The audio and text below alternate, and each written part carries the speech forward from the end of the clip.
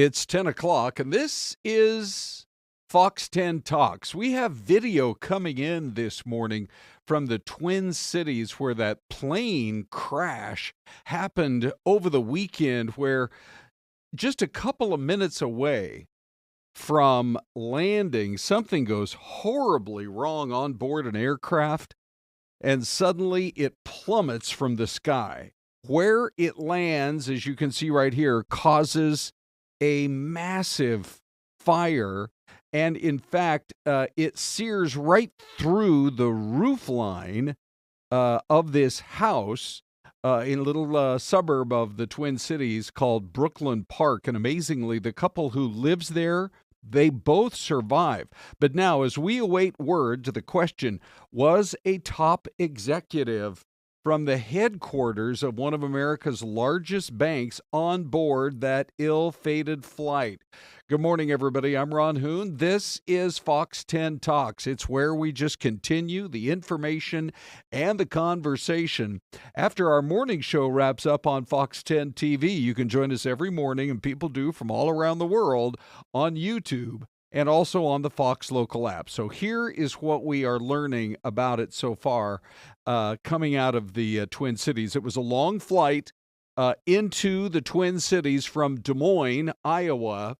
The question, of course, what caused that aircraft, a Socata TBM-7, to drop from the sky and into this neighborhood? By the way, that's some Ring camera video. I don't know, it's a little bit difficult to see, but apparently it does capture the plane when, oh, there it is, right there. Look at how quickly. So when we say it is literally plummeting from the sky, you could see that. That's new video, by the way, from a neighbor's Ring camera.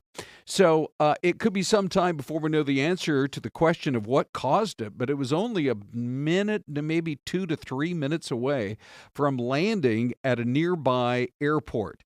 U.S. Bank is out with a statement acknowledging that one of its top executives was killed when that plane plummeted from the sky. U.S. Bank did acknowledge that it may be one of their key executives from their headquarters there in Minneapolis, 63-year-old Terry Dolan, who's the chief administrative officer, stating that they're aware the plane that crashed on Saturday was registered to Terry Dolan, our vice chair and chief administrative officers. Keep in mind, U.S. Bank with its headquarters there in the Twin Cities, the business community in the Twin Cities was reeling from the death of another top executive just a few months ago with the killing of the CEO of United Healthcare, gunned down on a New York City street. Now, I will just say one thing. When it comes to that particular house, it's incredible to think that anybody could survive, but that is exactly what happened. It turns out that there was a woman who had left the home, Mary Butler, her name. She told KARE 11 that she had just stepped outside minutes before to take the family dog for a walk, and that her husband, you can imagine her shock, she's just a few blocks away. She hears this plane crash.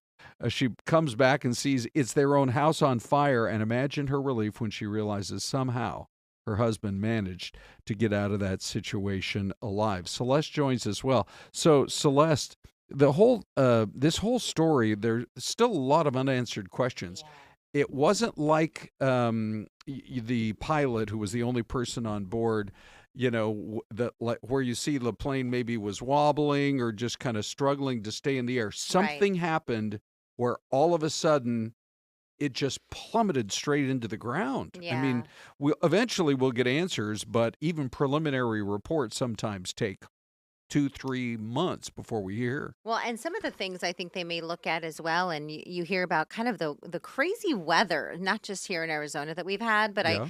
I was reading some reports that, like in Boston, they had super cold weather over the weekend, but then just in nearby New York, people were wearing T-shirts and golfing. Really? So then you think it was weather possibly, did that play a factor into what happens in the sky? Because, here in the West, in the Mountain West, you have mountain flying, which is very different from flying in the plains part no of the kidding. country.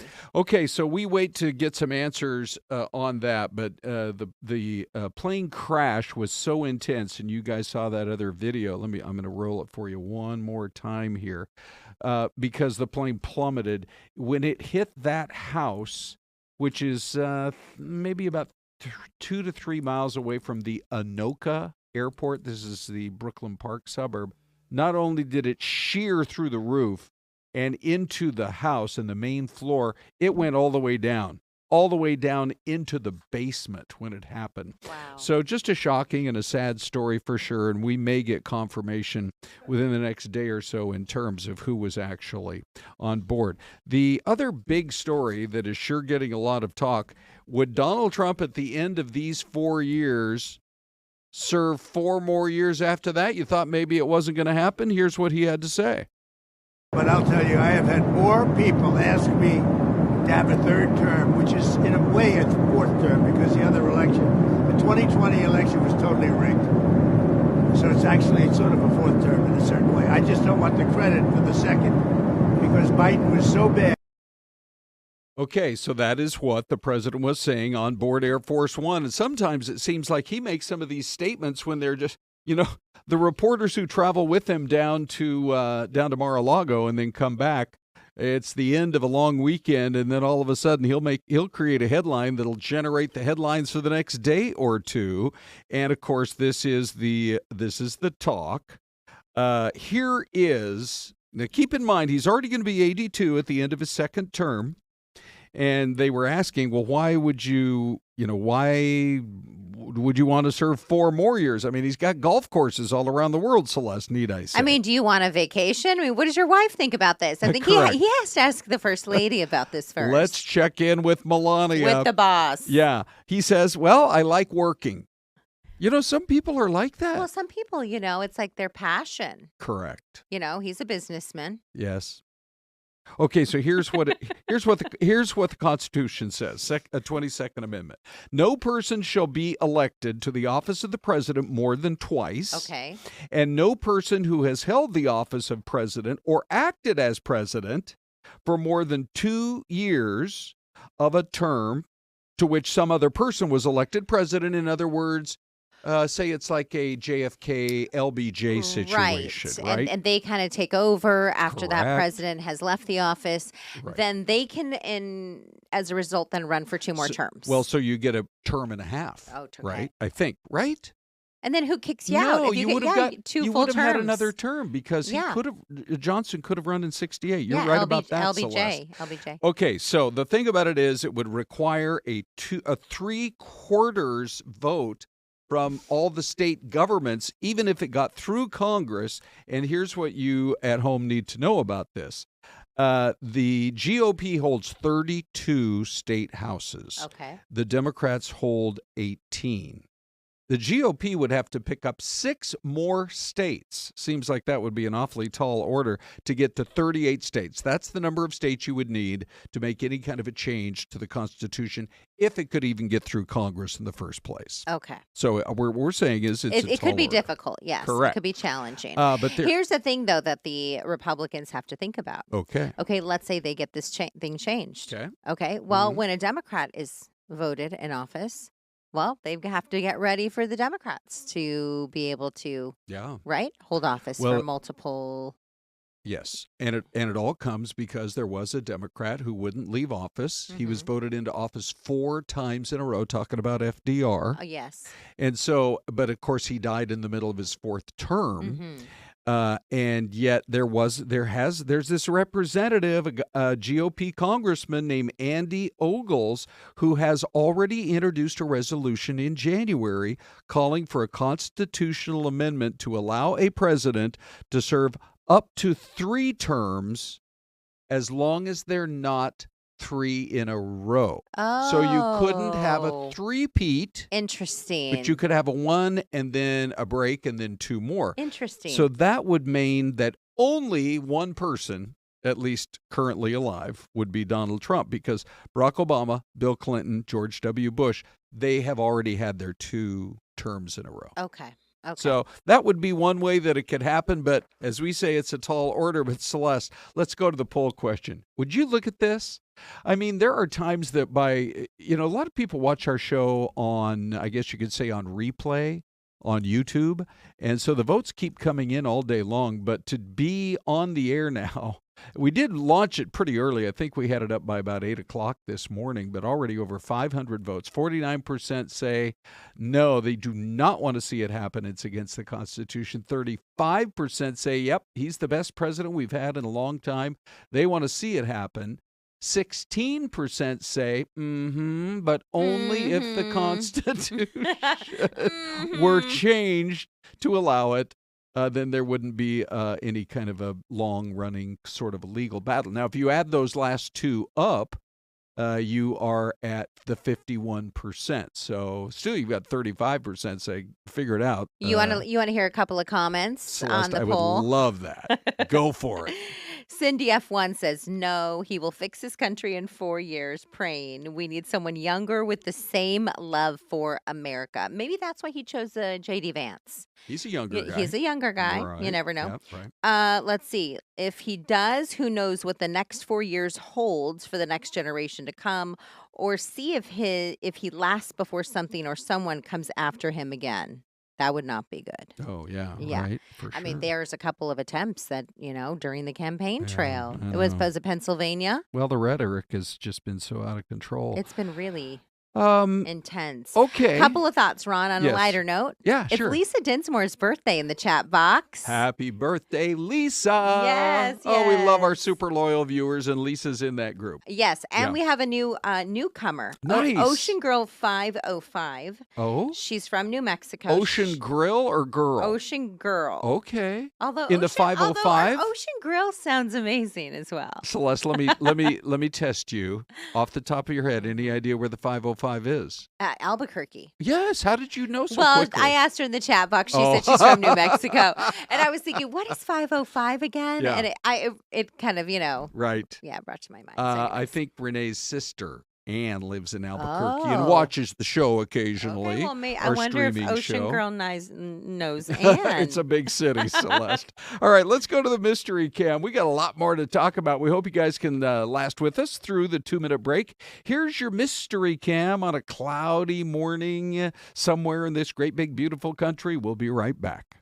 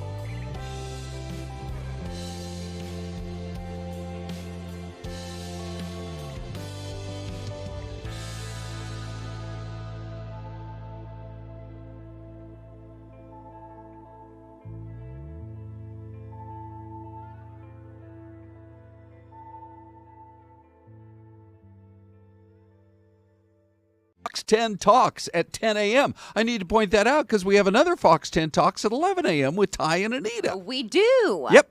Okay, so let's see, Celeste, where are some of our guesses coming in from? So we have plenty of you are chiming in the chat box. We have Oklahoma from B. Miguel and Contessa Cruz Diaz.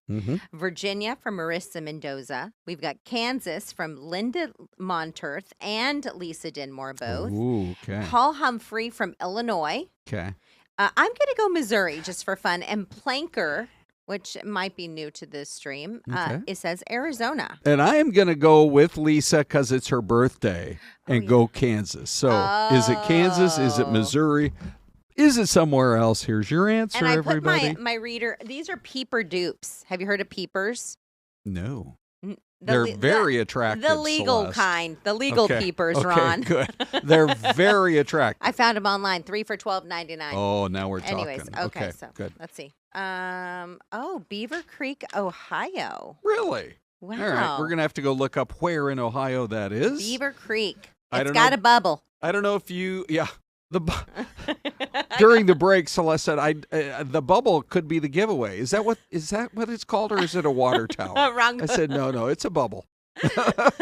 And plenty of you are chiming in the chat box saying, Ron, nice haircut. Oh, thank you. Yes. Let's see. Was one of those was one of our newer commentators, right? Commentators. Yeah. You guys are commentators on this show just like we are. Oh, it's Contessa Cruz Diaz. Yes. So Contessa, at 6:45 this morning, I popped into the studio for Celeste Story of the Day on the air, and I looked at Ron and I was like, oh my gosh. Well, you asked them to go ahead and get me a tight shot, and it was like about from here to here, and it was kind of freaking me out. But it gave. They showed the back of your hair, and you can always tell when a man has had a new haircut. That's right. It looks good, buddy. So that's Contessa. Yes. And she's watching up in Pinedale, which is. Wouldn't you just love to have a little place in Pinedale? You know, it's on the drive up toward into the White Mountains, Show Low, Pine Top Lakeside. And you know what's so great too? So through there. So Contessa chimes in. Yeah. Ocean Girl chimes in and says, I'm new. Yeah. And everybody in the chat box is like, welcome to the feed. So Contessa says, Ocean Girl 505, you're welcome. Welcome to the crew. And it has become, this is a community. It's become really that's great. Exactly right. Well, we had somebody on Friday. Remember there was a guy who said, is this on every day?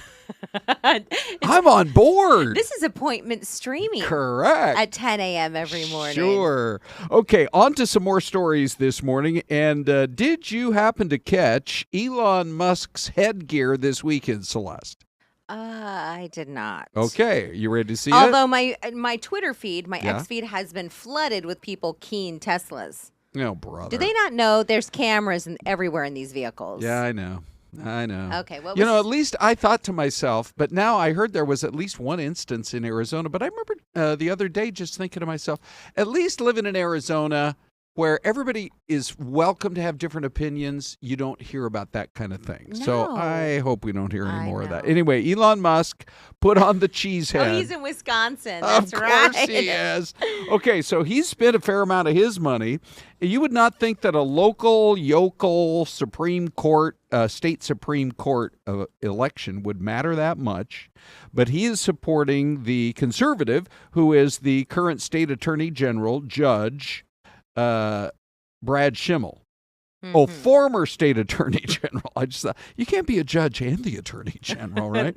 Anyway, that's Brad Schimmel facing off against the Democrat, who is Susan Crawford. He's put a bunch of his money in, and they thought they were going to run the election on abortion, but now Elon Musk has become the main topic of conversation and whether he should be involved in all of this. Right. Now, the Republican candidate said, well, hold on. A lot of the money that she's getting are coming in from Californians. Yeah. So you can't just single him out because I guess maybe he lives in Texas now. Who's that? Right?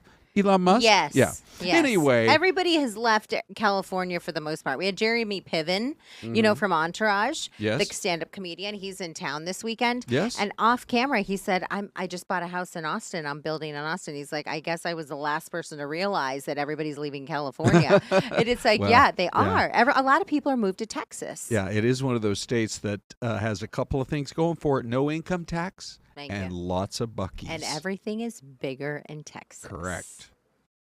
I'm still waiting for that Buc-ee's, but anyway. We got one coming to the Valley, people. Okay. Yes. So we're going to keep an eye on that. The election is tomorrow. We'll be talking about that more tomorrow here on the streaming show. And then there's one local story.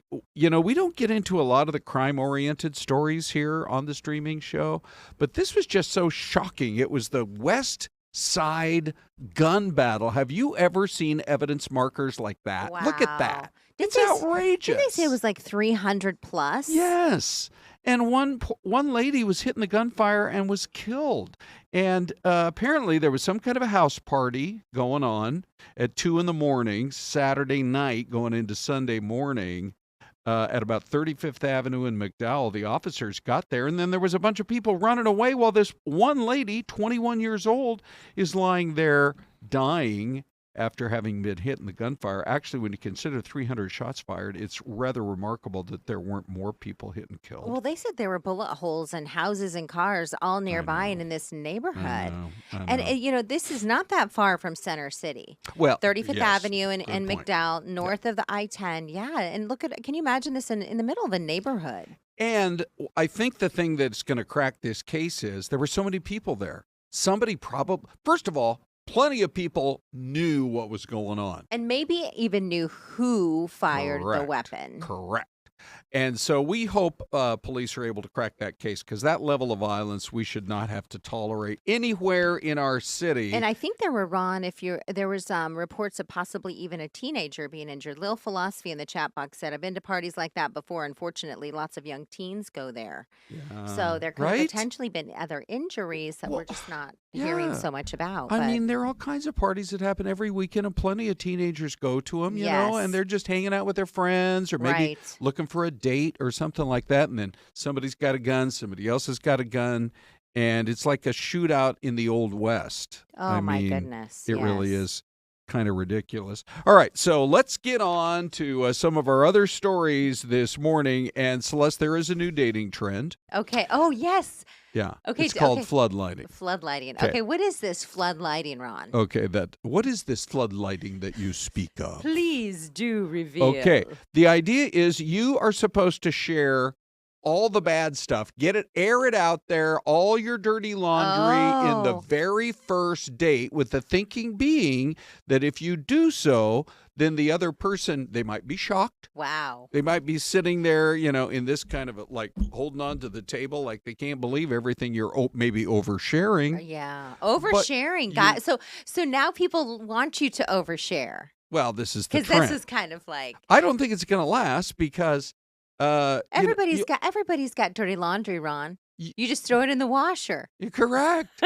And you only get a first chance to make a first impression. Oh, this is why speed dating works. You can make a good first impression in 7 minutes, and then maybe 3 dates in, you mention, by the way, I was convicted recently for shoplifting. Are you still interested? So is this kind of a new trend? I wonder, because now people meet on Snapchat and, slide into each other's DMs, and you see pictures of each other all over the internet or Facebook or whatever.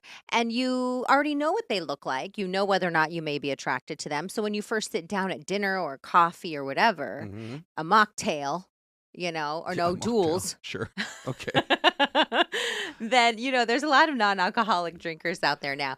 But let's say you sit down. So then you've already know that you kind of have a physical connection with that person. Right. So now you just air it all out. Like that's kind of an interesting whole kind of dynamic. What if the one person is a little more quiet and reserved, and the other person loves to talk? Oh, like me?